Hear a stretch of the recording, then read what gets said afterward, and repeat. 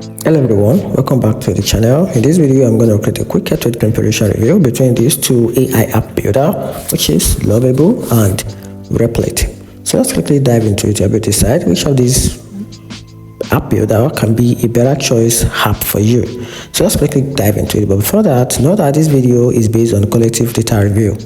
So let's get started. Lovable focuses on simplicity. It lets you build full web apps from plain prompt, handling designs, backend, and deployment automatically. It's perfect for beginners or teams who want quick, no-code app creation without touching a single line of code. The clean UI and the fast build process make it beginner-friendly and efficient for almost everyone. Talking about Replit on the other hand offer more flexibility and power.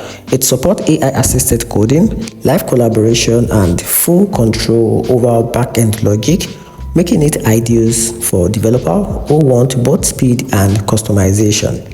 However, it can feel more technical than Lovable. While Lovable trades power for ease of use, Lovable wins for simplicity, while Replit wins for control and customization. And that's it. Hope you find the video helpful. Turn on the notification button and subscribe for more review.